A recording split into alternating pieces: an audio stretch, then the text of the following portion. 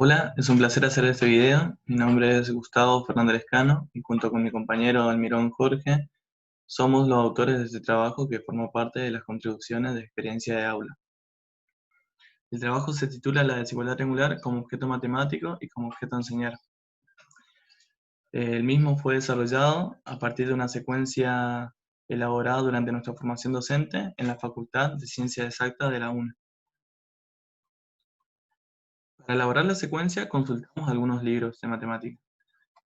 Geometría plana y del espacio y trigonometría de Baldor, curso de Geometría Métrica 1 de Puig-Adam, El plano de Tirado, y libros de nivel secundario como Matemática 7 de Estradas. También analizamos una tesis de licenciatura en Didáctica de la Matemática de la profesora Vanessa Clementín. Intercambiamos ideas con docentes de la facultad involucrados en el tema, con el profesor a cargo del aula donde realizábamos nuestras prácticas y con nuestro compañero de la pasantía. A partir de la experiencia en el aula con alumnos de séptimo y primer año, profundizamos aún más la reflexión y ampliamos la lectura sobre el tema. Esto nos llevó a elaborar el trabajo en donde realizamos un análisis didáctico matemático sobre el mismo.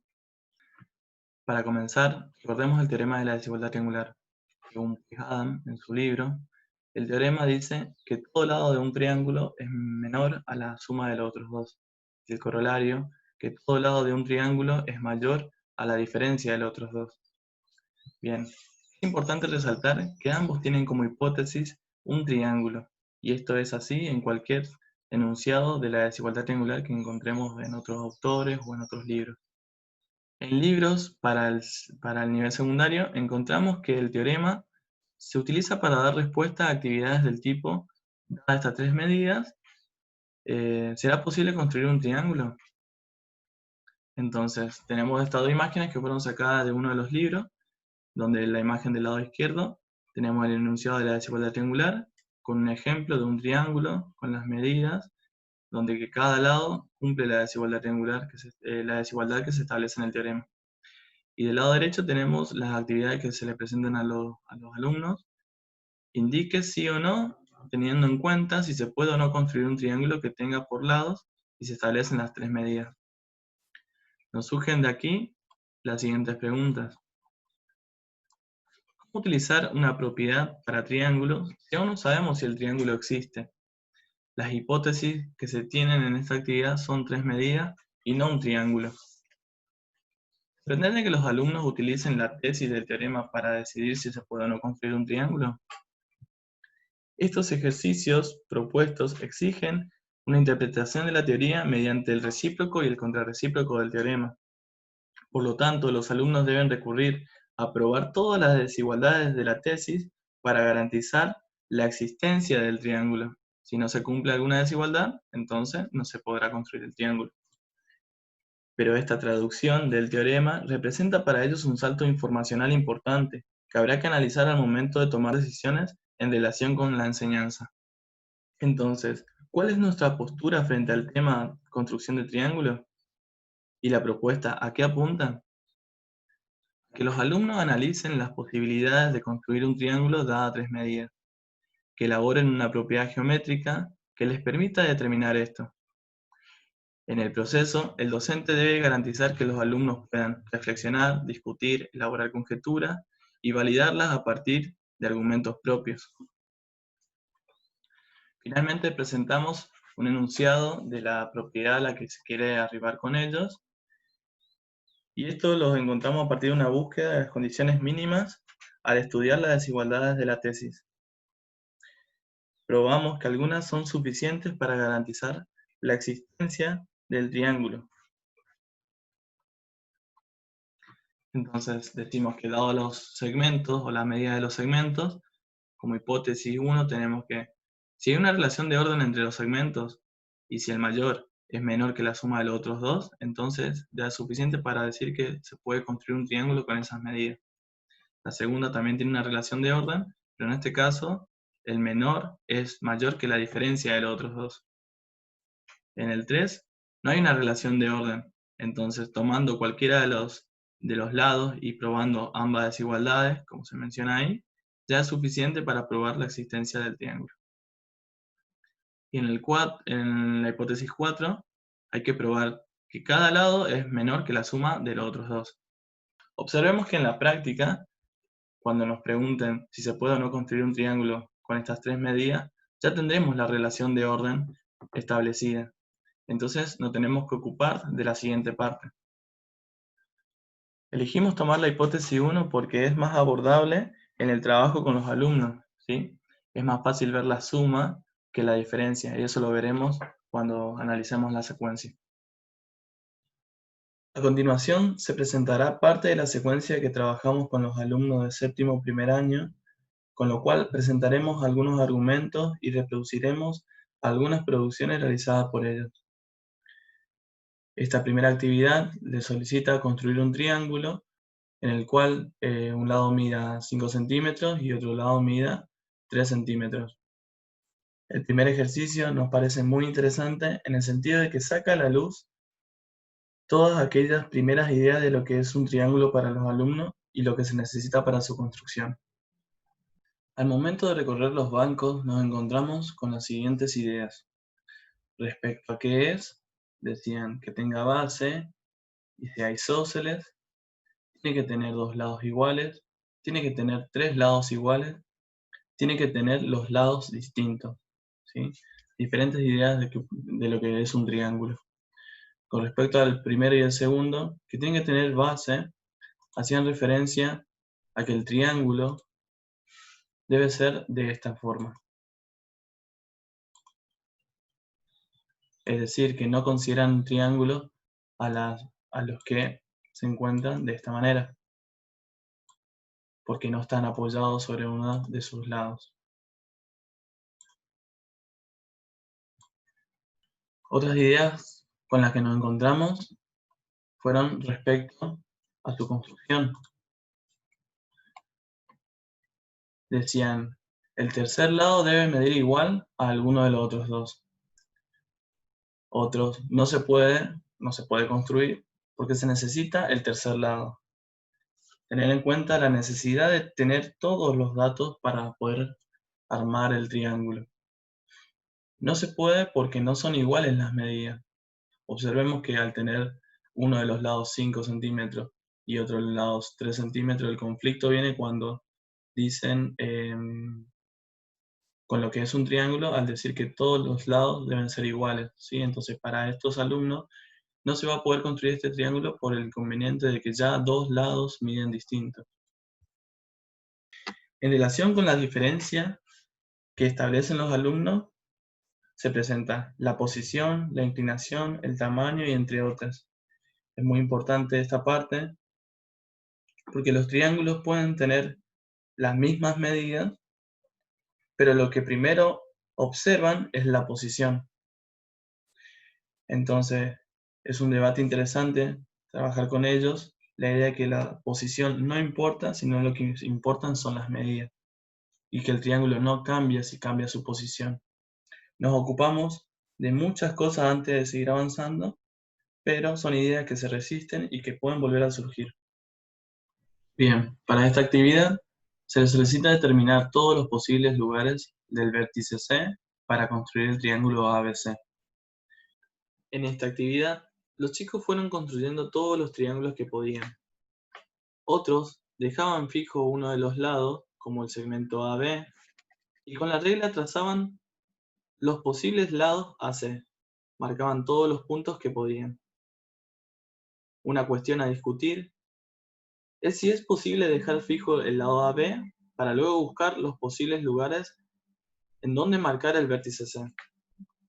Uno de los argumentos al cual llegaban era que sí es posible porque no importa la posición, siempre que mantengamos las mismas medidas para los segmentos AB y AC. Con lo cual nos encontramos luego con las siguientes gráficas o representaciones.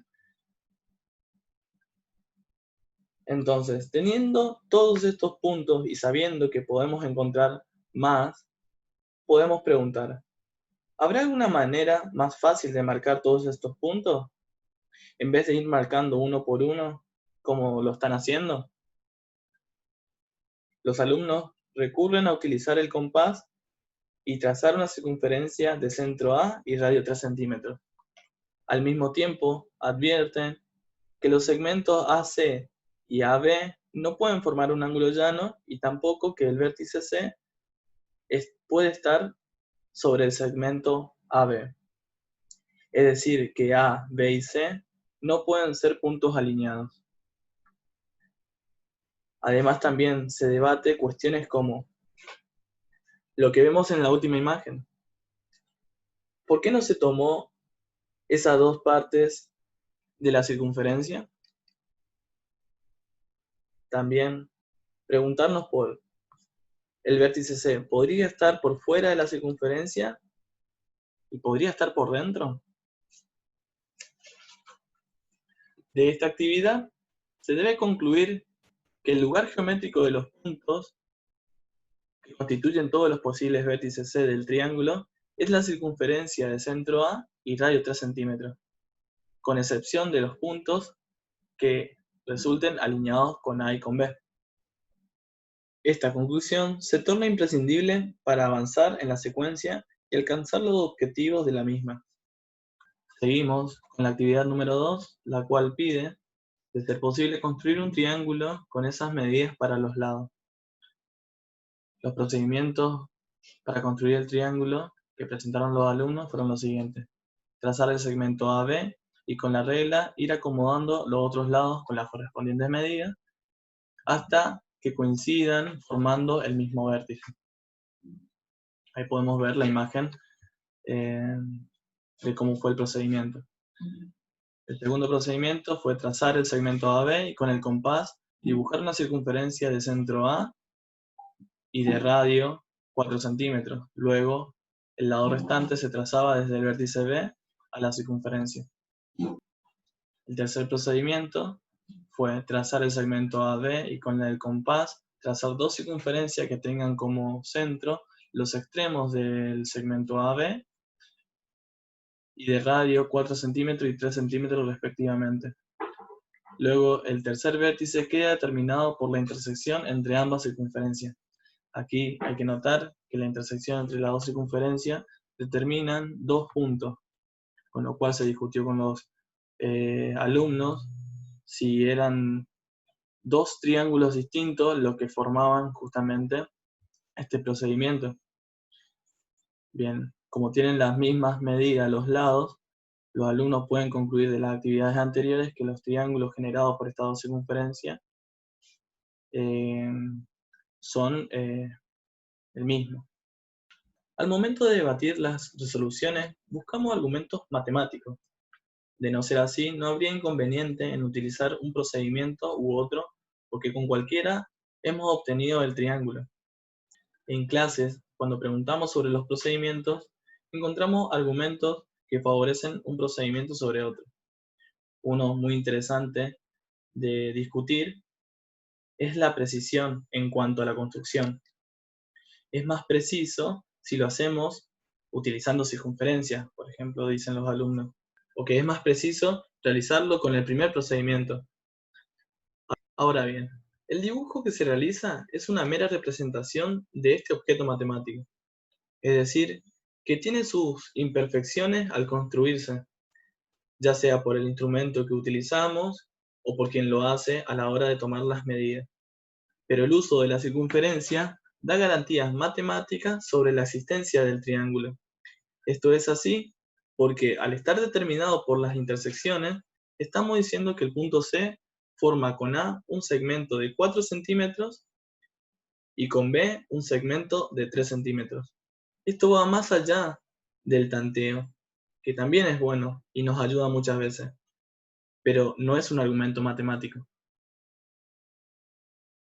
En la actividad 3 se dan varias opciones para las medidas de los lados de un triángulo y se solicita construir con regla y compás cada triángulo o explicar por qué no se puede construir. El primer ítem es una terna con la cual sí se puede construir. No tiene gran complejidad, pero es importante porque les ayuda a ejercitar la técnica de construcción del punto anterior. Es una buena oportunidad para aclarar las dudas. En clases, los alumnos construyeron el triángulo en distintas posiciones. Esto tiene que ver con el lado que toman en la técnica, es decir, el segmento por el cual luego trazan la circunferencia. La afirmación de por qué todos los triángulos construidos son congruentes viene del hecho de que tenemos las tres medidas, y esto garantiza la unicidad del mismo. En el ítem B, se presenta una terna con la cual no se puede construir el triángulo. En la resolución, los alumnos presentaron las siguientes resoluciones. Nos preguntamos, ¿lo podían haber anticipado? ¿Qué explicaciones dan los alumnos frente a este hecho? Nuestros alumnos argumentaron que los lados no son lo suficientemente largos para que las circunferencias se toquen, o que la base debe ser más corta. Este es uno de los primeros antecedentes de la conclusión a la que se quiere arribar en esta secuencia. Es importante mencionar aquí que los alumnos están mirando si las circunferencias se intersectan y con esto deciden si es posible o no construir el triángulo. El hecho de que no se pueda construir es independiente del lado que se tome para la construcción. Esto también se debate en clases. El ítem C es uno de los más complejos. Esto se debe a que las circunferencias trazadas parecen cortarse en muchos puntos. Llegado a este punto, tenemos varias respuestas. Se puede construir un único triángulo, se pueden construir más de un triángulo, no se puede construir ningún triángulo. En clase planteamos lo siguiente. Hubo ternas con las cuales pudieron construir un triángulo y otras con las cuales no. En ambas situaciones no tuvieron problema en determinar esto. ¿Qué es lo diferente en este caso? Gran parte de la complejidad de esta actividad tiene que ver con la tangencia entre circunferencias. Es importante mencionar que ellos no habían trabajado previamente las posiciones relativas entre dos circunferencias. Establecer los motivos de esta tangencia les lleva a pensar en la relación que existe entre las longitudes de los segmentos con lo que se está trabajando, sobre todo porque este es uno de los casos límites de intersección entre las circunferencias. Es el caso límite de cuándo se puede y cuándo no se puede construir el triángulo. Esta terna les habilitó a profundizar en las relaciones que deben cumplir las medidas de los segmentos para garantizar la existencia del triángulo. La técnica permite construir un triángulo, pero no validar su existencia. La propuesta es que piensen más allá del dibujo y que puedan conjeturar alguna relación geométrica que les sirva. En la actividad 4, los alumnos pudieron elaborar diferentes conjeturas para garantizar la existencia de un triángulo, entre las cuales mencionamos: la unión de los segmentos tiene que ser mayor que la base. La suma de los lados debe ser más grande que la medida de la base. La suma de los lados más cortos debe ser más grande que el lado más largo. Luego de debatir las conjeturas que enunciaron y de acordar un lenguaje simbólico a utilizar, la propiedad geométrica quedó plasmada en los siguientes términos. Dado tres segmentos de longitudes AB, AC y BC, y sabiendo que el segmento AB es mayor o igual que los demás, si AB es menor que la suma de los otros dos, entonces es posible construir un triángulo cuyas medidas de los lados sean AB, AC y BC. Las conclusiones de este trabajo fueron las siguientes. La propuesta permitió elaborar una propiedad geométrica que establece cuándo es posible construir un triángulo dadas tres medidas. Establecer que no se puede construir un triángulo cuando no se verifica la relación enunciada en dicha propiedad.